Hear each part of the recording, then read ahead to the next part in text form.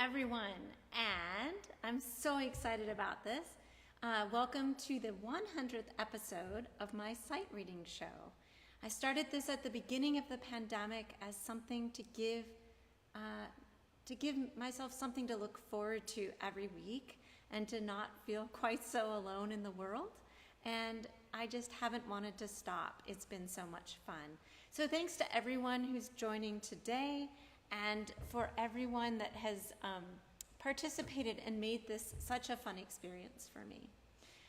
If you're new to the show, I'm going to be sight reading for about an hour, and you'll find the program order in the box below the video. There you will also find links to all the scores. So if you want to follow along, and I encourage you to do so, you can do that. And I'm not sheepish about admitting that I leave notes out, and I make mistakes, and I choose crazy tempos sometimes, because that's part of what sight reading is all about.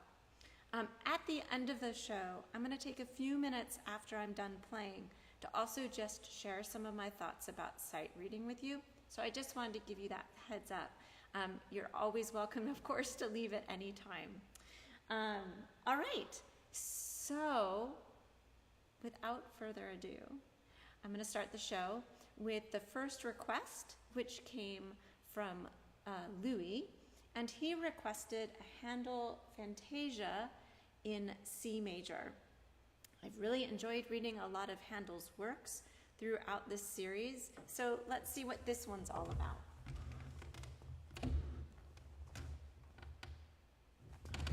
Hopefully everything is in working order out there. All right, we're in 4/4. This looks quite straightforward harmonically. I'm not seeing a lot of accidentals jumping out, and those that are there are clearly because we're going to a different key or it's the 5 chord, so that's nice. I do notice that we've got some 16th note triplets in there. That is good to be noticing. They don't occur at the beginning of the piece, which is often where people choose the tempo, a big mistake. So I want to make sure that I choose a tempo so that I can play those triplets at least somewhat accurately and comfortably. So that would be the quarter note beat. So now I scan the rest of the piece, make sure that that tempo will work for what else is there and for the main theme. I think that works quite well. Triplets at the end again. This is probably a very typical 2-part piece. All right.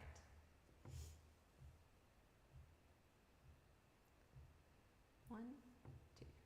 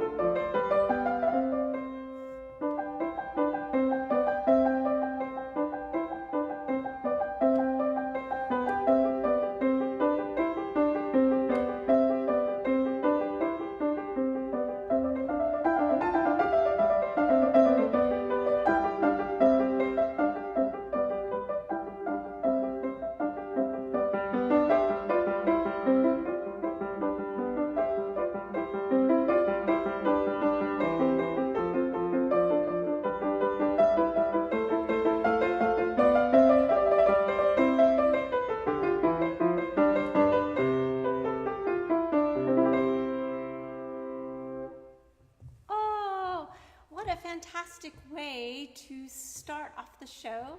So that was a lot of good fun. Yeah, C major, who doesn't love C major? And what else? I just very spirited. I think if I was feeling a little braver and we were in the middle of the show, I may have opted to choose a little bit faster tempo, but there were a couple subtle, tricky things that Handel threw in there, so in a way, I'm glad I didn't do that. I'm hoping that the chat box is working. Usually somebody says something by now, but anyway, hopefully it's working. If you want to, by all means, leave feedback in the chat box. It's nice to know that people are there.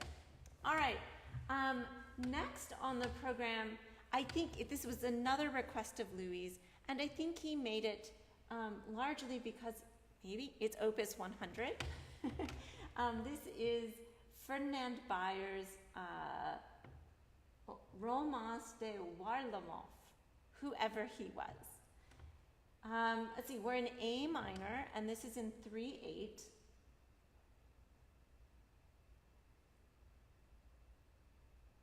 A lot of funny rhythms at the beginning. So actually what I first want to do is jump to where I can tell where I can establish the tempo, and then I'm going to work in and figure out what the tempo I want, how that fits in with the rhythm at the beginning. So the theme,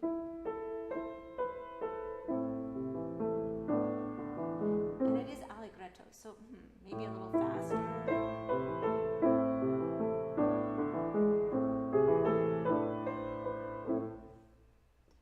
So, yum bum bum bum bum bum.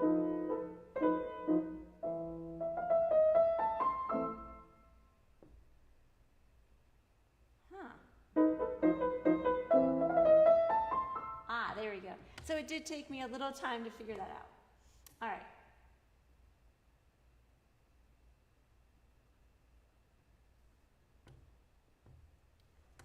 Oh, I didn't look at the rest of the piece. That was pretty funny.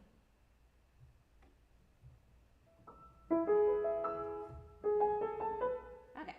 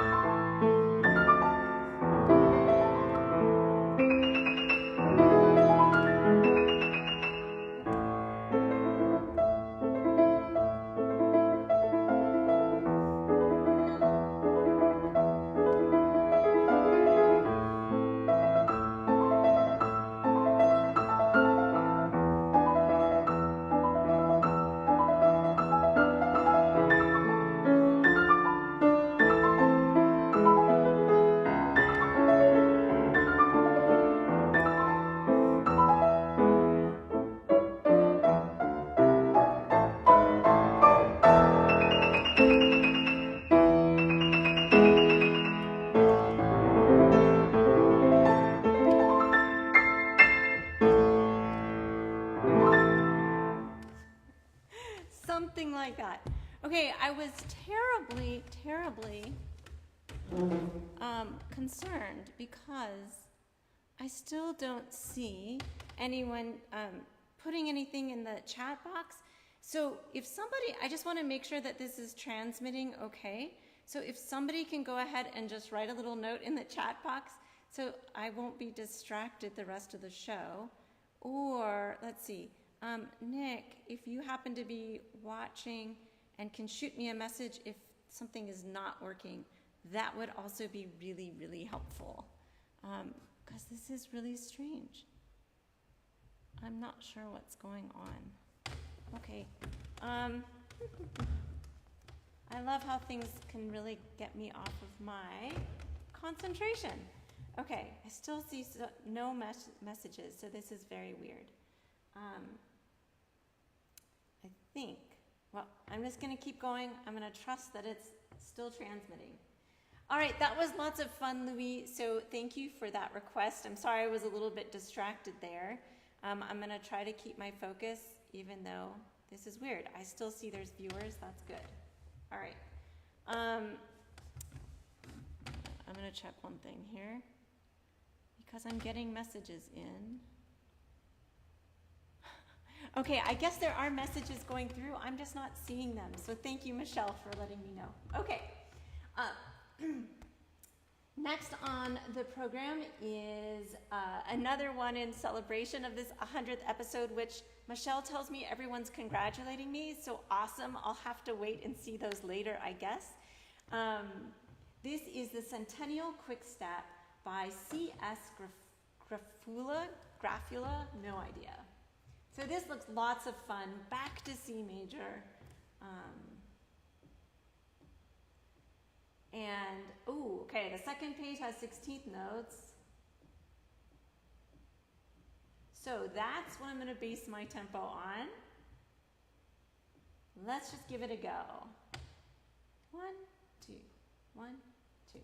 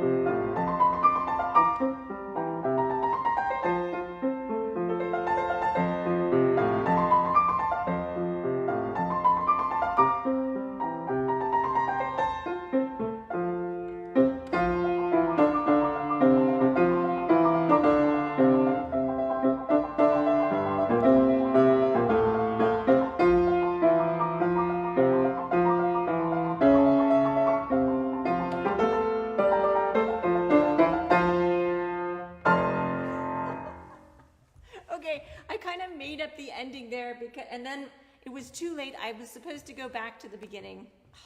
This show is just kind of always an improvisation, so we're just going to make do. Yeah, I really wish I could see everything. This is Oh, there's everybody's comments. Oh my gosh. Okay, I feel much better now. I had it on the wrong setting. Okay, so there's your quick step, Louis. I don't know if you were dancing, but hopefully you guys got a little dance out of that. Okay, I'm just kind of making sure everything is good. Okay, hopefully now I can get back into normal mode. All right, so thank you everybody who's here. This is great. The next request comes from Mike, who I actually met in person. He's a Twitter friend, and I met him in person at a recent concert I did, which was such a thrill. And Mike, who is here, it looks like, requested one of Dvorak's Humoresques from Opus 101, not the famous one, he said. So I picked number 4 in F major. So let's take a look. Okay, I'm not sure choosing tempo. Okay, flip to the second page. I see a rhythmic pattern that's probably going to choose it for me. This one in the left hand. Because it's not exactly that easy, right? And it's jumpy. Then I see this contrasting section I want to briefly look at. But it's a lot of repetitive stuff. Then there's this chromatic thing down here.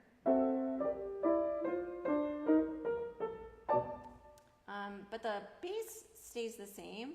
So I think I'm going to focus on the top line of the right hand and the left hand, which just stays the same. Something like that.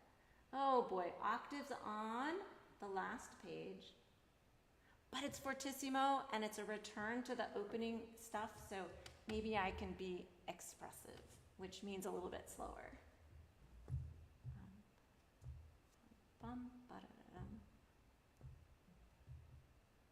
One, two.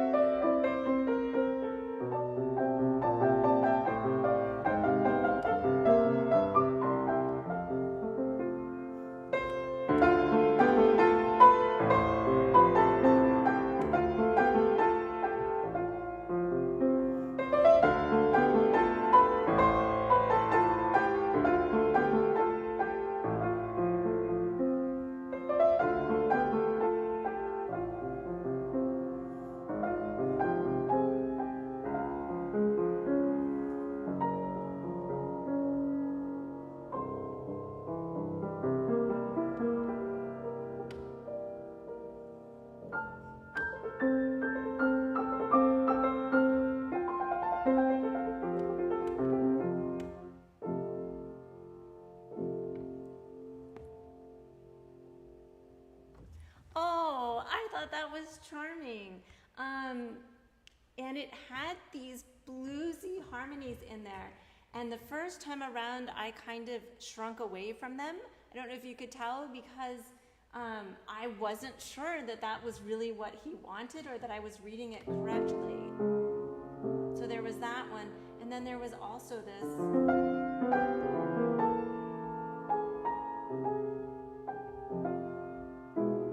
Oh my gosh. Okay, chock full of really fun things in there. So thank you, Mike, for encouraging me to look through those and to find one I wanted to do. I loved that one.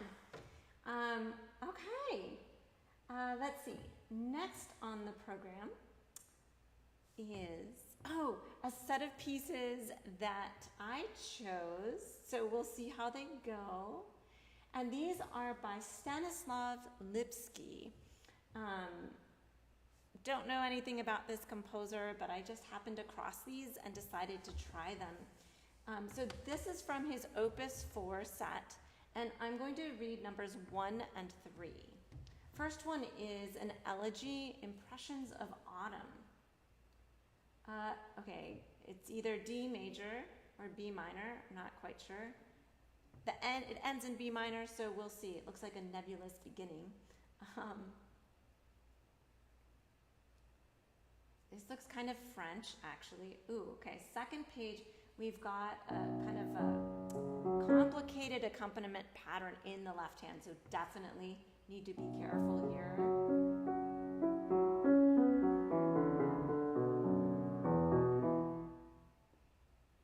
So that would be, I'm trying to look for the melody now.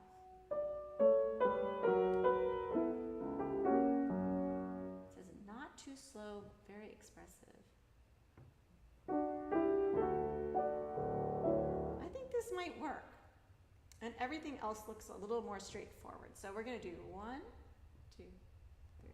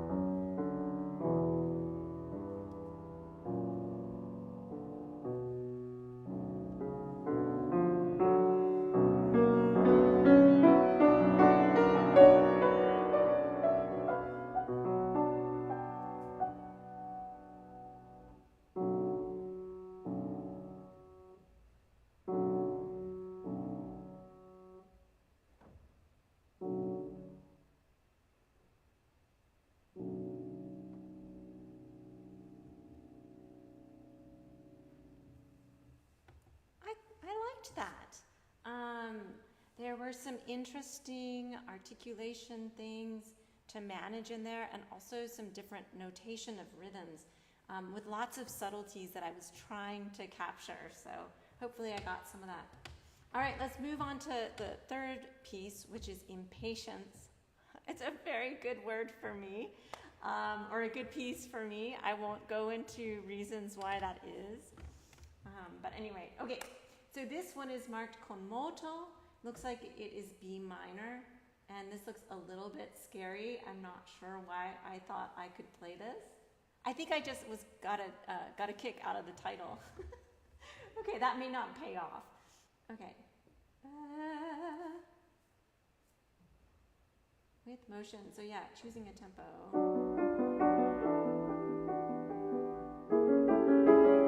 So obviously we want it to seem somewhat impatient, right? It's like gambling.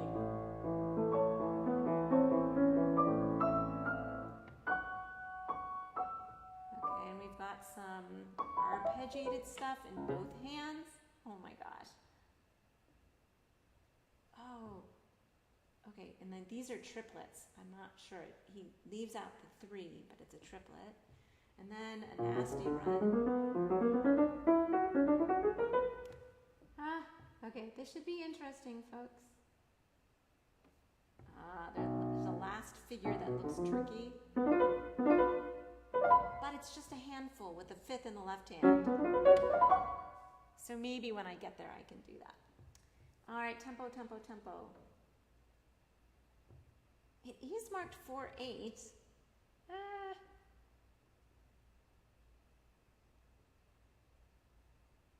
This one's throwing me for a loop tempo-wise. I'm going to be on the conservative side because it does look like it gets tricky. So I can always change the tempo.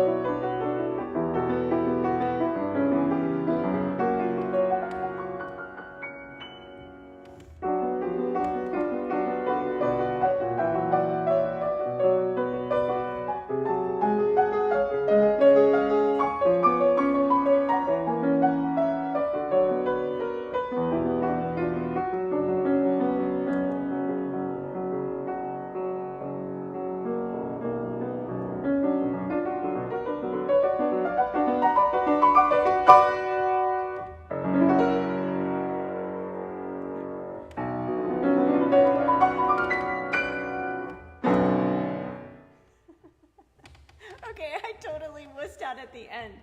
But that was a fun piece too, and I think if I wasn't sight reading it, it would be even more fun.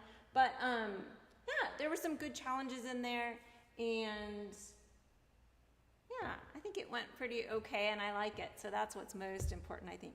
I see Inca Warrior comments that in the previous piece, he loves the use of the lower register. Absolutely, and actually I was going to say something about that. Especially when I'm sight reading a piece where the composer has incorporated a lot of melodic material in the left hand, it makes it a fun game because, of course, it's not always in the left hand. So that gives me something that I also have to be looking for in the music. You can't just knee-jerk react and say, oh, I'm always going to bring out the right hand. You have to be figuring out where is the melody at every given point and try to focus on that. So I'm glad you brought that up, Inca Warrior. All right, so there you go, Stansislaw Lipski's Morceaux. So there were two of them. All right, next comes, we have a couple requests from Nick, and the first of those requests is by a composer that I played his music last week as well, and I think most of us really enjoyed those pieces, if not everyone. So these are by Nicolai von Wilm, and these are three of his characteristic pieces. He requested numbers 1 through 3. So let's see what we've got. We've got Gaiety is the first one, and it's supposed to be jovial. I don't know. I'm looking at this page, and it's not looking really jovial to me at the moment. But it sounds jovial, doesn't it? Okay. So we need a jovial tempo. How many pages is this? 4 pages. We've got a lot of 16th notes, but I'm looking and it looks like it's a lot of scale figures. So that's nice. That's nice. Not in the left hand. So piece of cake, I've got this. So yeah, I'll be trying to grab and quickly figure out what scale it is. And then just rattle it off, no problem. 1, 2, 3.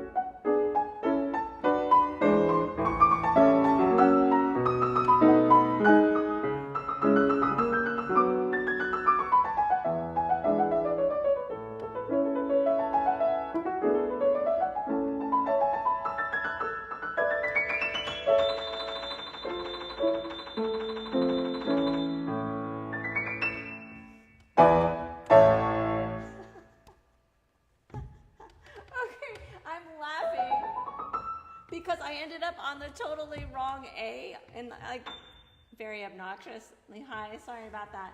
But anyway, I don't know what happened. I think I just got lost. That's what it's supposed to be. Anyway, a little improv here and there, right?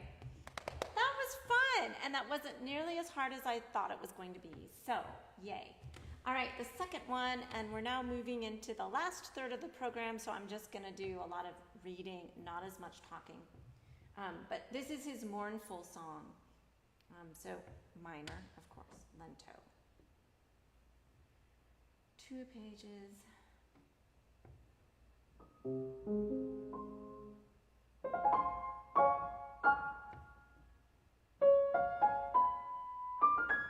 But I'm still looking ahead to make sure.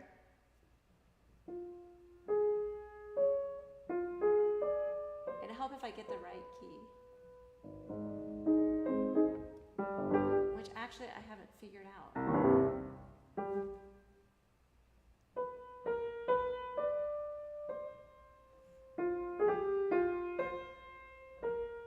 Okay.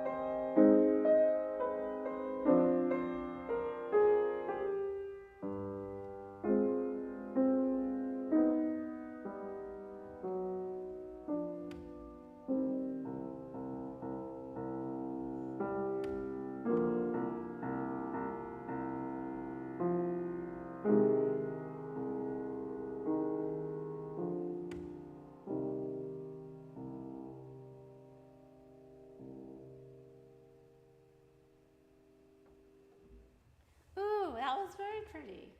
I enjoyed that. All right. That wasn't a good example. I just had this thought of a piece. I could tell I really liked the piece and where it was going, but then when it adds some chromatic moments, I got really sheepish because I didn't want to hit a wrong note. So anyway, kind of a funny thing that happens. Okay, this next one makes me nervous too. This is marked molto agitato, and it's called unquietness, which I'm good at being unquiet sometimes, so this is perfect. Let's see.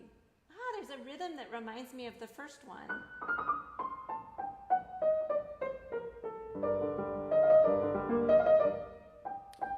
So that might be my tempo. Let me scan the rest of it. I'll have to be daring to do this one.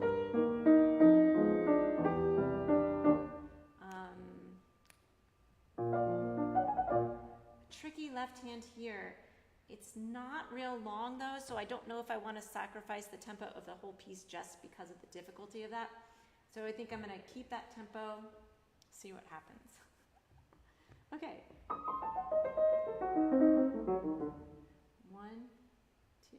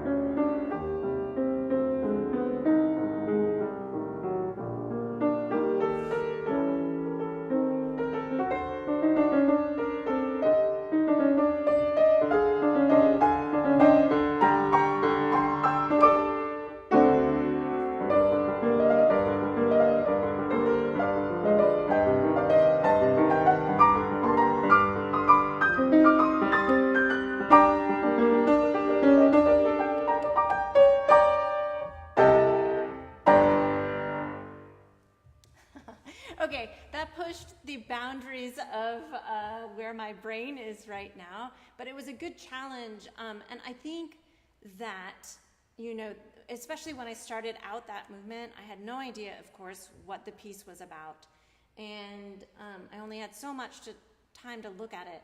But I know that that material is going to come back. And so I just pushed on, and I said that hopefully the next time that it comes back, I can put a few more of the pieces together and make even more music than I attempted to the first time. Let's see, Nick says, brava, played with such flair. Yay! Well, thank you, and thank you for requesting that set. I can't remember, well, I guess I did all three of them, didn't I? There's 3 more. I don't know if they're in there, but all right. The next piece that Nick requested is by somebody I also don't know, Jacob Adolf Hägg, something like that. And this is a little suite. And so we're going to give it a look. And he did caution me about the Courant, so I'm a little bit in trepidation here. I can do it. Yeah, this seems very contrapuntal, which makes sight reading a little bit more difficult, because with contrapuntal things, you don't really want to leave out a line because it's important, but I may have to.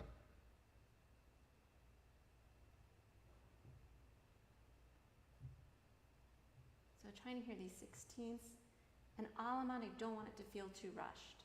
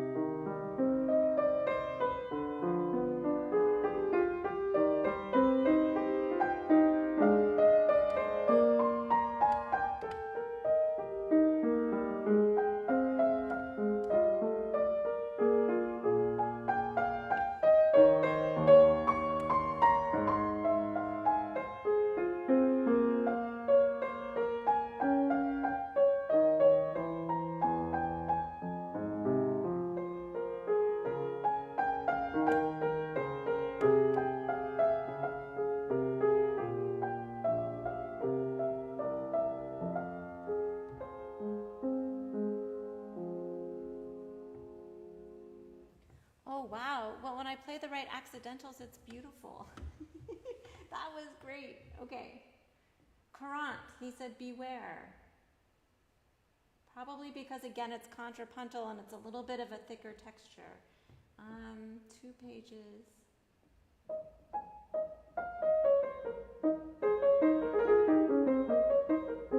There's also this little mordant in there, this little trill. So you can't go that fast. So that might be good. Let's try it.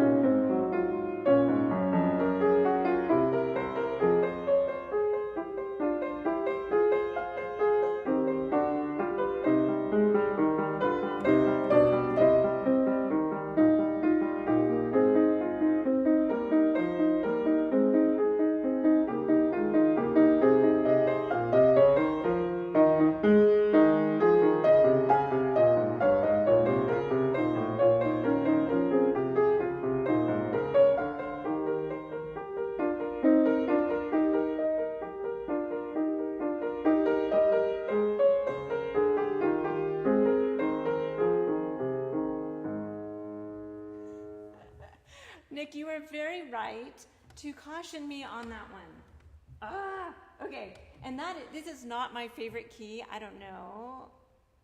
I've said that before. Okay, whatever. Okay, let's keep reading. Saraband. But they're intriguing. I like this. Okay.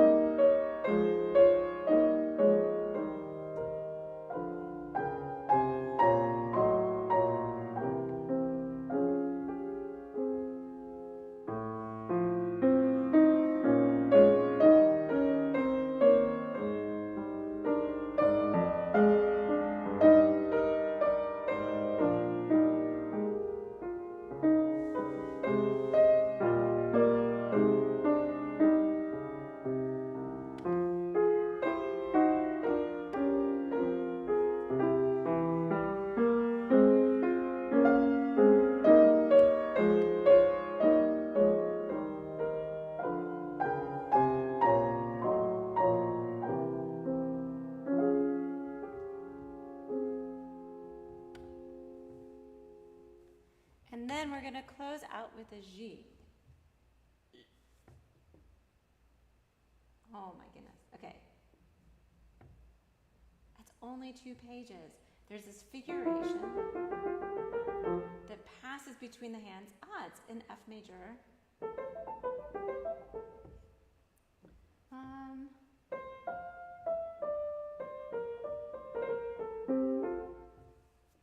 think that's what we're going to do. 1, 2, 3, 4.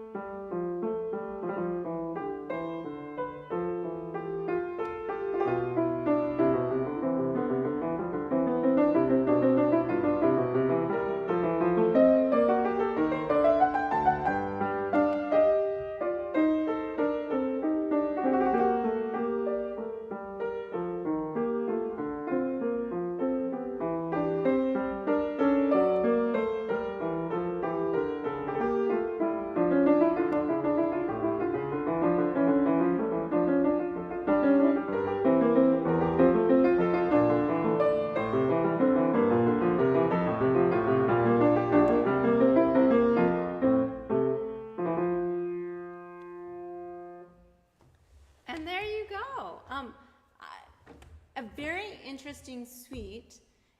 And it's marked in the title, it says in the old style, and isn't that what that is? I mean, it's in the old style, but he throws in some interesting harmonic things that really made me actually look back in the music, because I thought I had played a wrong note, which a lot of times I did, because it was not really that predictable in moments.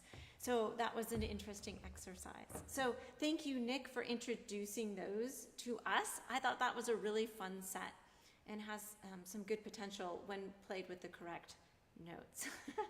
All right, so I do want to thank everybody who has joined me, and I'm looking for other comments here. And I want to, if you want to leave, this is the end of the playing portion of the program. Before you go, I do want to just add that next Sunday I will not be doing a show. I'm going to take a week off because I'm headed up to music camp. But then I will be back with you the following Sunday. I don't know what date that is. Now I'm going to close off the show. I just thought, I'm not good at celebrating things, but I did think that I wanted to end this 100th episode by just leaving with you some thoughts that I had about sight reading. So if you don't want to hear those, by all means, thank you for joining me, and thanks to Nick and Louie for your requests. All right, so after 100 episodes, I myself have had to go through a journey with sight reading in doing the show, in doing this in front of all of you. So it's tested my nerve at points, especially when I've been in an exhausted frame of mind. It's played mind games on me, but that happens so much to anybody that is trying to sight read. So I wanted to leave you with a few of my general thoughts about it. The first thing I want to say is this. The more and more I've been doing this show, I've realized how difficult it is to sight read, especially on the piano. So we're dealing with so many factors. So I don't want anybody to feel like if they can't sight read like me, or if they can't sight read, if you're not comfortable with sight reading, that's okay. And I'm not of the type of mindset that believes that if you can't do it now, if you weren't born with the skill already, that you can't learn how to be better. I don't think that's true, but what I do think is true is that you can't get better by just doing it without some strategies. So here are some strategies I want to leave you with that I think are imperative for being a good reader. One of those things is you need to get better and better at being able to play the piano and to keep your eyes on the music without looking at the keys, without looking at your hands as much as possible. Sometimes you have to. I get that, and I do that too. But I promise you that usually when I look down, I struggle right afterwards. So I'm always working myself at minimizing that. Another thing that I would encourage everyone to work on is to work on your rhythm and sense of pulse. And I don't know at first if the best place to do that is within the context of sight reading. I actually would encourage you to take your solo rep or anything, actually any piece that you know well, and work on counting out loud while you're playing that rep that you know so well. Now, you may find that you have some discrepancies as you start to do that, and that maybe you've learned things not quite so correctly. But that's a good exercise in itself. So if you can get yourself so that you're good at counting out loud within the context of those pieces you feel good about, then when you go to sight read, that counting is already going to be there, and it's going to be a foundational thing. What often happens instead is if you're not good at counting, and then you say, oh, I'm sight reading, therefore I must count out loud, it's not going to go well. Usually doesn't go well. It has to just be a natural thing. Another thing is getting better and better at recognizing patterns in the music. A lot of people ask how I can sight read musically, but it's because I'm reading the notes on the page, not as individual notes, but as patterns. And just as words have different meanings, patterns also have different meanings. And you can at least ascribe to them some sort of emotion or dynamic, like crescendo or decrescendo. You have something to go on, so you're not just approaching it in a typewriter fashion where you're doing note by note, key by key. Another thing is just keep improving your piano technique. The better you can be at negotiating the keyboard and feeling comfortable, the easier sight reading will be. Along with that is getting better and better at coming up with good fingerings on the fly. That partially has to do with technique too, and with pattern reading. So if you can get so that you can look at a page and a pattern and say, well, I think I need to start this pattern on one of my middle fingers because the pattern goes around that middle finger, the better off you'll be. Again, you could practice this in the context of your own solo rap. A lot of music comes with fingerings. A, you can either figure out why those fingerings are in the edition. Why did they put them in there? Or B, you can take a brand new edition that has no fingerings and work on putting fingerings in yourself.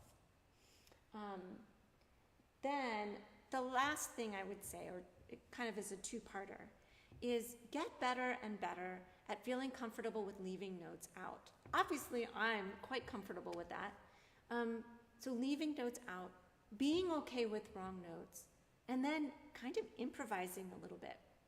Going back to the pattern reading thing, when you're sight reading using patterns, it's actually easier to predict what's coming next and to improvise. A lot of times it's going to be right. So anyway, those are my little pointers, but please don't be discouraged about sight reading. Just keep doing it and working on these little different facets of things that can improve your reading. Don't just keep doing it day after day, not changing anything, and expect for it to get better. But sight reading is a gift, and sight reading can help open the door to so much great music that you've never read before, as I've discovered with this show. So I hope that says something to somebody. So thanks for joining me. Again, next Sunday, I will be off on a great adventure, but then I will be back with you 2 Sundays from now. So until then, have a very, very good week, and thanks for joining me for this 100th episode.